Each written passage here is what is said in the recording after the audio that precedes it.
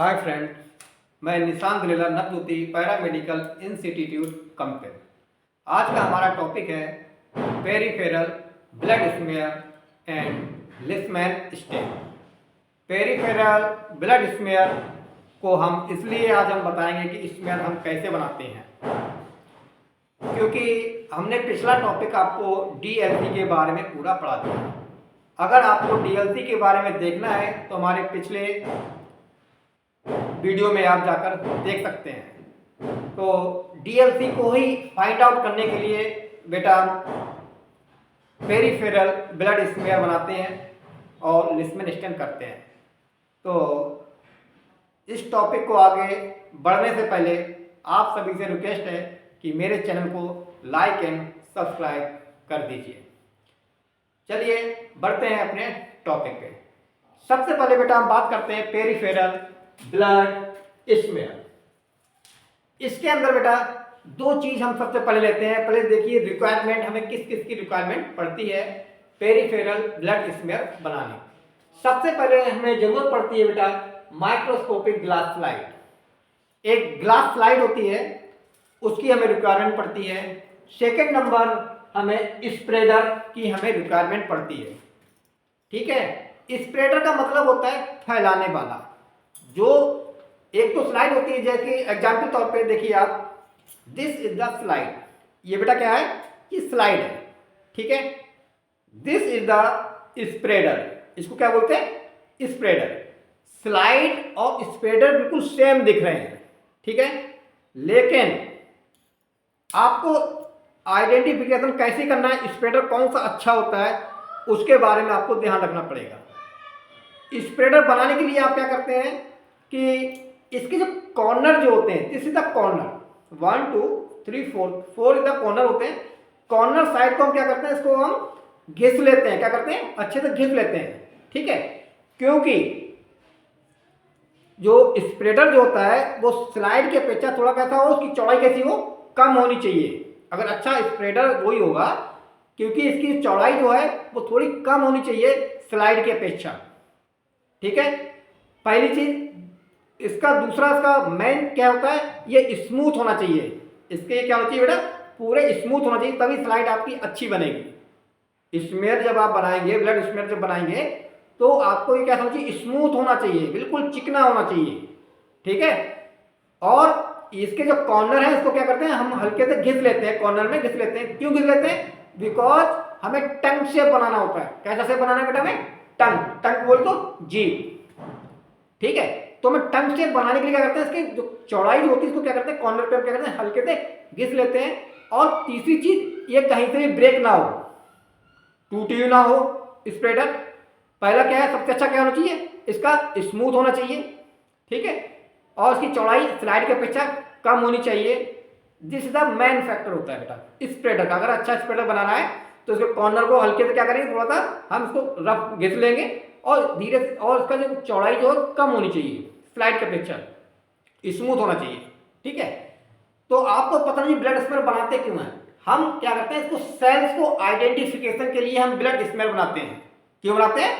Sales जो होते हैं, जैसे न्यूट्रोफिल है, एसिनोफिल है, बेसोफिल है, इनको आइडेंटिफाई करना है। ठीक है, इनको पहचान करना कि कौन सा न्यूट्रोफिल है, कौन सा एसिनोफिल है। तो इसलिए क्या बनाएंगे बेटा, हम पेरिफेरल ब्लड स्मेयर बनाते हैं। ठीक है, तो इसके लिए क्या रिक्वायरमेंट पड़ी? एक तो मैंने बताया आपको क्या, स्लाइड की। दूसरा हमने बताया आपको क्या, स्प्रेडर की। तो स्प्रेडर बताइए, स्प्रेडर कौन सा अच्छा होता है। ठीक है, चलिए देखिए आप।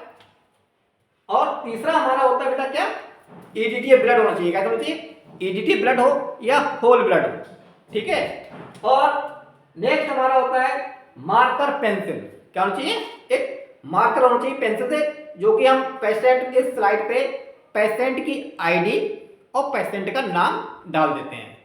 मान चलिए आपने बहुत सारे बनाए, आपको ये नहीं पता किस पेशेंट का ये इसमें आपने बनाया, तो क्या करते हैं, हम पेंसिल से क्या करते हैं बेटा, नाम डाल देते हैं, पेशेंट का नाम, और क्या डालते हैं, उसकी पेशेंट आईडी। जो लैब के अंदर एक रजिस्टर होता है, उसमें आईडी लिखी होती है कि 56 57 कौन सा नंबर है, वो आपको कर लेते हैं, जिससे स्मेयर आपका मतलब जिस पेशेंट का उसी का ही आपको दिखे। ठीक है, चलिए अब दिस इज द स्प्रेडर।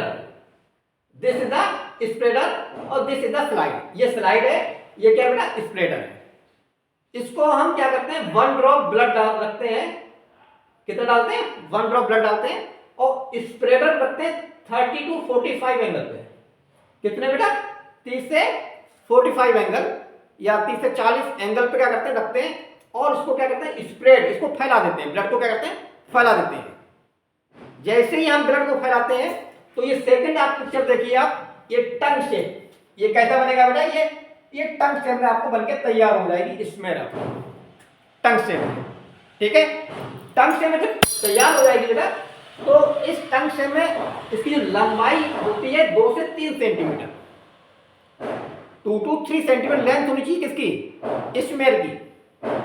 ठीक है ना, ये नहीं आप मुझे 1 सेंटीमीटर का बन गया तो वो आपका अच्छे से रिजल्ट नहीं आएगा, माइक्रोस्कोप में नहीं दिखेगा सर। ठीक है, कम से कम 2 से 3 सेंटीमीटर की लेंथ होनी चाहिए ब्लड स्मेर की। ठीक है, अब इसके 3 भाग होते हैं स्मेर के।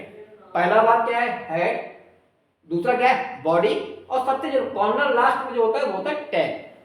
ठीक है, और टेल वाले पार्ट को ही हम क्या करते हैं बेटा, हम टेल वाले पार्ट में ही हम सेल्स को काउंट करते हैं कि न्यूट्रोफिल कितने हैं, मोनोसाइट कितने हैं, बेसोफिल कितने हैं, इथनोफिल कितने हैं। ठीक है, तो ये तो आपका रहा क्या ब्लड स्मेयर। ठीक है, अब जो ब्लड स्मेयर जब बन जाता है बेटा हम क्या करते हैं इसको एयर ड्राई कर देते हैं। क्या करते हैं एयर ड्राई, सुखा देते हैं। सूखने के बाद हम क्या करेंगे लिस्मेन स्टेन करते हैं। पहला क्या बन गया आपका पेरिफेरल ब्लड स्मेयर बन गया।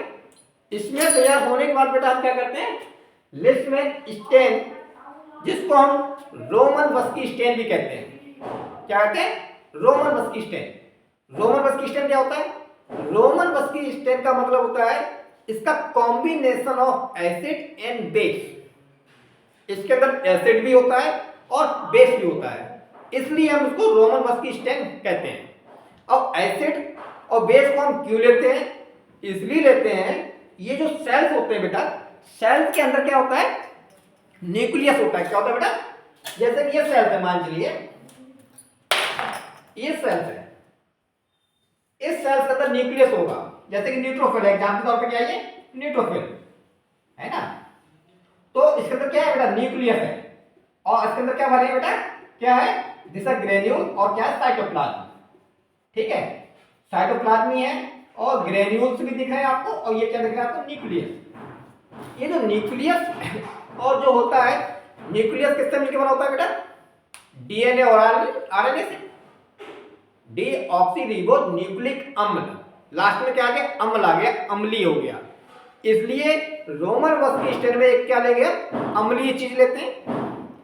और ये जो साइटोप्लाज्म होता है ये कैसा होता है, ये बेस होता है क्षारीय।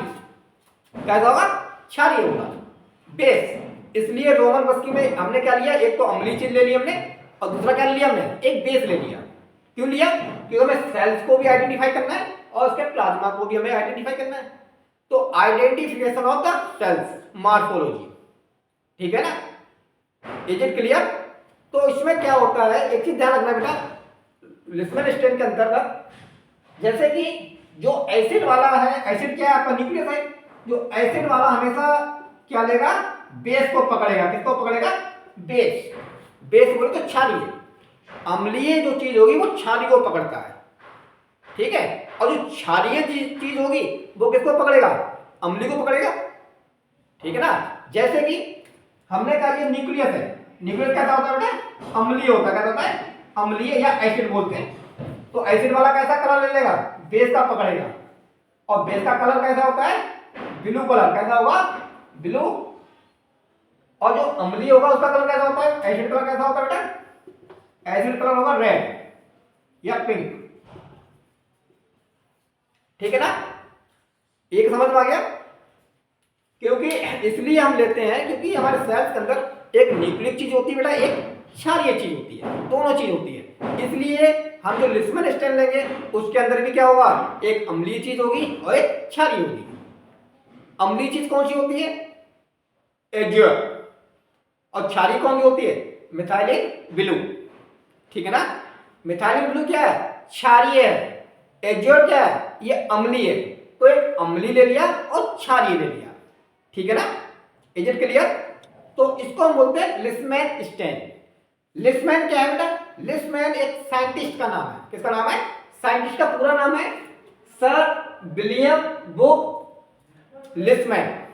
सर विलियम बुक लिस्मैन एक साइंटिस्ट थे जो 1901 में इसको डिस्कवर किया, खोज की थी, लिस्मैन स्टेन की, ठीक है ना। अब खोज करने के बाद इसका जो प्रिंसिपल होता है, वो प्रिंसिपल क्या है, सिद्धांत लिस्मैन स्टेन का, ये एसिड और बेस के ऊपर डिपेंड होता है। जो एसिड चीज होगी वो बेस को पकड़ लेगी और जो बेस होगा वो एसिड को पकड़ लेगा। हमने आपको बताया एसिड कौन सा होता है, न्यूक्लियस होता है। तो जो न्यूक्लियस होगा वो किसको पकड़ेगा, एसिड है ना, वो क्षारीय को पकड़ लेगा। इसलिए न्यूक्लियस हमेशा कलर कैसे दिखता है, ब्लू कलर का, क्योंकि जो एसिड वाली हमेशा चीज कैसे पकड़ेगी, अपोजिट पकड़ती है। रिएक्शन जब भी होगा बेटा क्या होता है, अपोजिट। जैसे मेल एंड फीमेल अट्रैक्शन जो होता है, positive and negative, positive ion और नेगेटिव आयन जब दोनों होता तभी तो कारण अट्रैक्शन होता है ना। इसी प्रकार ये जो सेल्स होते हैं, सेल्स के अंदर जो अम्लीय चीज होगी वो किसको पकड़ेगी, तो उसके अपोजिट पकड़ेगी ना, क्षारीय वाले को, तो वो क्षारीय को पकड़ लेगी, और जो क्षारीय चीज होगी वो अम्लीय को पकड़ लेगी, ठीक है। इसलिए लिस्मैन स्टेन क्या करते हैं, हम एक अम्लीय रखते हैं और क्षारीय रखते हैं। और लिस्मैन क्या है, लिस्मैन एक साइंटिस्ट का नाम है, जिसका नाम क्या है, पूरा नाम मैंने बताया आपको, सर विलियम बुक लिस्मैन। ये एक साइंटिस्ट है जिन्होंने लंदन के रहने वाले थे। कहां के रहने वाले, लंदन के। उन्होंने 1901 में क्या किया, इसको डिस्कवर किया था। इज इट क्लियर, ठीक है। अब आता है कंपोजिशन कि इसको कंपोजिशन में क्या क्या चीज होती है लिस्मैन स्टेन में। पहला बेटा होता है आपका क्या, मिथाइलिन ब्लू। दूसरा है आपका योसिन। तीसरा क्या है इसके अंदर, एसीटोन फ्री मेथनॉल। ये क्या होता है, ये फिक्सेटिव एजेंट है। एसीटोन फ्री मेथनॉल क्या है, ये फिक्सेटिव एजेंट। इसका काम क्या होता है, ये प्रिजर्व करता है मॉर्फोलॉजी ऑफ सेल्स को। जो सेल्स की जो मॉर्फोलॉजी होती है, मॉर्फोलॉजी का मतलब क्या होता है, उसका आकार, शेप एंड साइज को, आकार को मेंटेन करके रखता है। मान लीजिए अगर ये नहीं डालोगे तो उसका आकार क्या हो, चेंज हो जाएगा, गोल है वो क्या चौकोर हो जाएगा, या वो अपना शेप चेंज हो जाएगा। तो इसलिए हम क्या डालते हैं, एसीटोन फ्री मेथनॉल डालते हैं। ये क्या करता है, इसको मेंटेन करता है, जो जिसका जो जैसा शेप है उसको वैसे ही शेप में रखता है। अगर राउंड है तो राउंड ही रहेगा, अगर ये नहीं डालोगे तो ये क्या करते हैं, अपने आकार चेंज कर लेंगे। तो इसलिए क्या करते हैं, एसीटोन फ्री मेथनॉल इसलिए डालते हैं, उसको प्रिजर्व करता है सेल की मॉर्फोलॉजी को, जो जैसा है उसको वैसे ही बना के रखता है, ठीक है। और इसके बाद हम मॉर्फोलॉजी, इसके बाद हम क्या डालते हैं, इसके अंदर होता है बेटा बफर। बफर क्या करता है, बफर के बेटा दो काम होते हैं। बफर वाटर का दो काम होता है। एक तो काम होता है मेंटेन ऑफ द पीएच। क्या होता है बेटा, ये पीएच को मेंटेन कर देता है। अब पीएच क्या होता है, पीएच मतलब होता है percentage of the hydrogen ion. Percentage of the hydrogen ion, कि हाइड्रोजन आयन की परसेंटेज कितनी है। जैसे कि ब्लड का पीएच कितना होता है, 7.4, कहने का मतलब वो एल्कलाइन हो गया। क्या हो गया, एल्कलाइन हो गया। एक पीएच मीटर होता है 0 से लेके 14 तक, 0 से लेके 14 तक एक पीएच मीटर होता है। तो 0 से लेके 6.9, 0 से लेके जो 6.9 जिसका पीएच होता है, जैसे कि 0 से लेके 6.9 जिसका पीएच होगा, तो उसको हमने बोल दिया ये एसिड है। क्या बोला बेटा हमने, एसिड। 0 से लेके 6.9 जिसका पीएच होता है बोलता है एसिड, और जिसका पीएच 7 है ओनली उसको बोलते हैं क्या, हाँ, न्यूट्रल। न्यूट्रल मतलब उदासीन, और एसिड का मतलब अम्लीय। जिसका पीएच 0 से 6.9 होता है वो होता है एसिड होता है, और जिसका पीएच अगर 7 है ओनली, सिर्फ 7 पीएच किसका होता है, ओनली वाटर का, H2O। वाटर का पीएच क्या होता है, हमेशा 7 होता है, और जिसका पीएच 7 से ऊपर हो, 7.1 से ऊपर हो, 14 तक, 7.1 से लेके 14 तक है, तो उसको हम बोलते हैं क्या बेटा, एल्केलाइन। क्या बोलते हैं, एल्केलाइन, जिसको बोलते हैं क्षारीय, ठीक है ना। तो 0 से लेकर 6 एसिड हो गया, 7 ओनली न्यूट्रल हो गया, और 7.1 से 14 तक वो क्या हो गया बेटा, एल्केलाइन। तो पीएच जो होता है बेटा, पीएच का मेन रोल रहता है। तो ये बफर जो होता है, बफर की बात कर रहे थे, बफर का काम क्या करता है, ये पीएच को मेंटेन बनाए रखता है। जैसे कि मान चलिए पानी का पीएच अगर 7 है, 7 तो होता ही पीएच, अगर इसका पीएच घट जाए 5 हो जाए तो क्या होगा, वो अम्लीय हो जाएगा। पानी कैसा बन जाएगा बेटा, अम्लीय हो जाएगा, ठीक है, तेजाब बन जाएगा, ठीक है ना।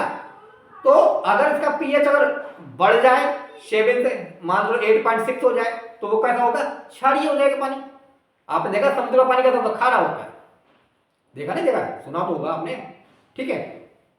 तो जो पीएच जो घट जाएगा वो बढ़ जाएगा तो क्या होगा, तो पीने लायक नहीं रहेगा, पानी पीने लायक रहेगा भाई, अगर अम्लीय हो जाए तो पी नहीं सकते हैं, जीभ जल जाएगी सब, ठीक है। क्षारीय खारा हो जाए तो भी आप नहीं पी सकते हैं।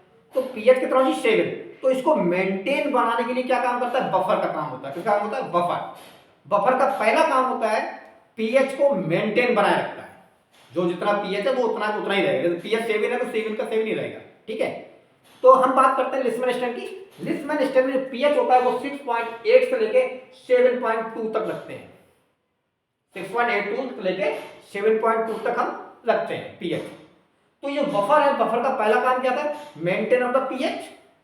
दूसरा काम क्या करता है, ये लिस्मन स्टैंड नॉन आयोनाइज्ड फॉर्म में होता है। क्या होता है, नॉन आयोनाइज्ड फॉर्म में होता है। तो बफर क्या करता है, यहाँ आयोनाइज्ड फॉर्म में होता है और ये पेनिट्रेट करता है। क्या करता है, ये पेनिट्रेट कर देगा सेल्स के अंदर। जैसे ये पेनिट्रेट करेगा तो सेल्स के अंदर ये क्या करेगा, पहुंच जाएगा, और जो कलर होगा वो कलर उसको पकड़ लेगा। सेल्स की मॉर्फोलॉजी, सेल्स के अंदर न्यूक्लियस है या साइटोप्लाज्म अपना कलर ले लेगा। और मान लीजिए अगर अंदर नहीं जा पाए सेल्स के अंदर तो वो कलर नहीं ले पाएगा, तो आप पहचान नहीं कर पाएंगे, आइडेंटिफिकेशन नहीं कर सकते हैं सेल्स। तो बफर का मेन 2 काम होगा, एक तो पीएच को मेंटेन करना, दूसरा क्या करता है, पेनिट्रेट करता है। पेनिट्रेट मतलब छेद कर देता है सेल्स के अंदर, और वहां पे स्टेन जो लिस्मन स्टेन है वो उसके अंदर पहुंच जाएगा, सेल्स के अंदर पहुंच जाएगा। अंदर पहुंच जाएगा तो उसकी मॉर्फोलॉजी हमें एग्जैक्ट रूप से हम देख सकते हैं कि बिल्कुल साफ साफ नीट एंड क्लीन हमें माइक्रोस्कोप में हमें दिखाई देगा, ठीक है। अब हम बात करते हैं प्रिपरेशन। इसको हम बनाते कैसे हैं, लिस्मन स्टेन को हम बनाते कैसे हैं। सबसे पहले क्या करते हैं बेटा, 0.15 ग्राम क्या लेंगे, लिस्मन पाउडर। 0.15 ग्राम लिस्मन पाउडर लेंगे। उसमें दोनों चीजें होती हैं बेटा, क्या क्या होती हैं, उसके अंदर आपका एसिड भी होगा और बेस भी होगा उस पाउडर के अंदर, ठीक है। सेकंड नंबर 100 ml हम लेंगे एसीटोन फ्री मेथनॉल। कितना लेंगे, 100 ml एसीटोन फ्री मेथनॉल लेंगे, और अच्छे से क्या करेंगे, मिक्स कर देंगे। और किसमें मिक्स करते हैं, ये ग्रेजुएट सिलेंड्रिकल सिलेंडर होता है उसके अंदर हम डाल देते हैं, ठीक है ना। 0.15 ग्राम क्या लेंगे हम, लिस्मन पाउडर, और 100 ml क्या लेंगे हम, एसीटोन फ्री मेथनॉल। उसको अच्छे से मिक्स करेंगे। मिक्स करने के बाद हम क्या करते हैं, फनल द्वारा फिल्टर पेपर से हम क्या करते हैं, उसको छान लेते हैं। फनल होता है, कीप देखिए जो घर में कीप होता है ना, उस कीप को हम रख के उसके अंदर क्या करेंगे, एक फिल्टर पेपर क्या करेंगे, फिल्टर पेपर उसके अंदर रखेंगे कीप के अंदर, और क्या करेंगे, एक डार्क बोतल लेते हैं, क्या हैं, डार्क बोतल, उसमें क्या करेंगे, उसको छान लेंगे। अच्छी बात क्या करते हैं, उसको छान लेते हैं, ठीक है। और डार्क बोतल में डालते हैं, और लास्ट में क्या करते हैं, 50 डिग्री पर इंक्यूबेट करते हैं फॉर 15 मिनट। 50 डिग्री पे हम क्या करते हैं, इंक्यूबेट करते हैं। इंक्यूबेशन, इंक्यूबेट क्यों करते हैं, इंक्यूबेट करने का होता है कि एक इंक्यूबेटर एक इंस्ट्रूमेंट होता है, मशीन होती है, उसके अंदर रखते हैं, उसमें टेम्परेचर हम क्या करते हैं, फिक्स कर देते हैं 50 डिग्री। उससे क्या होंगे, जो भी बैक्टीरिया होंगे, जैसे कि मान लीजिए आपने जब छानते हैं तो हमारे एयर में क्या होते हैं, बहुत सारे बैक्टीरिया होते हैं, वो बैक्टीरिया इसके अंदर आ जाते हैं।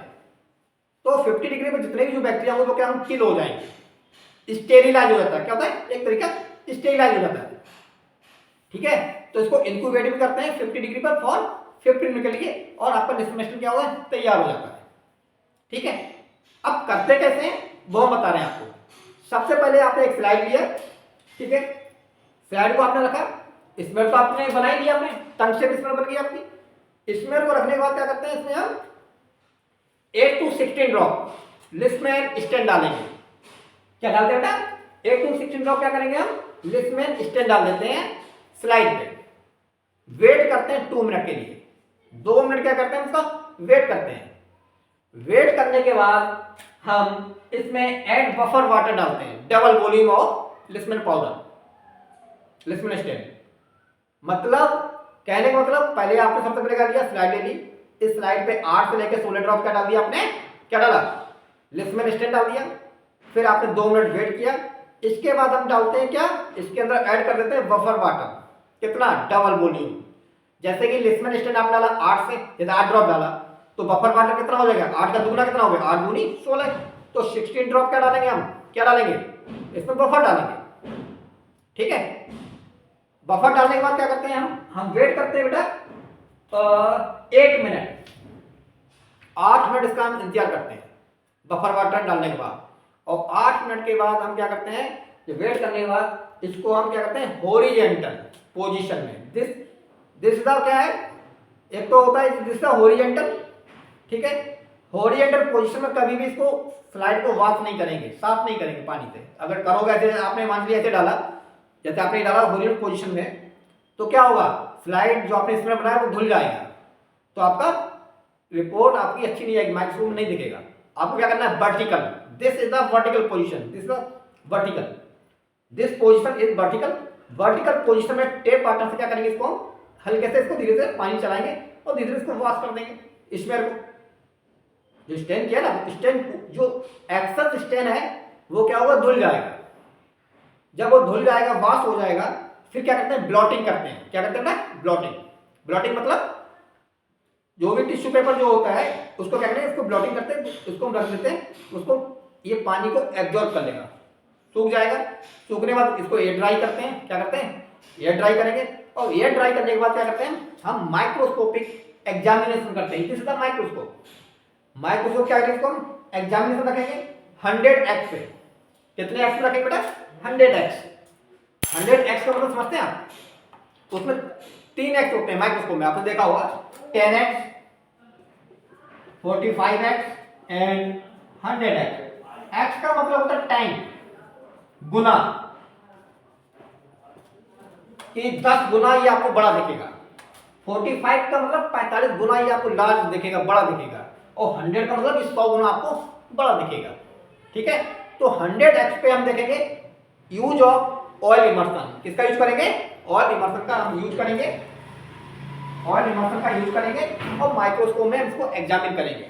ठीक है, और एग्जामिन करने के बाद हम देखेंगे क्या, 100 तक, कितना तक, 100 काउंट करते हैं। Neutrophil, neutrophil, basophil, monocyte, lymphocyte, total count कितना चाहिए बेटा, ये 100 होना चाहिए। कितना चाहिए, 100।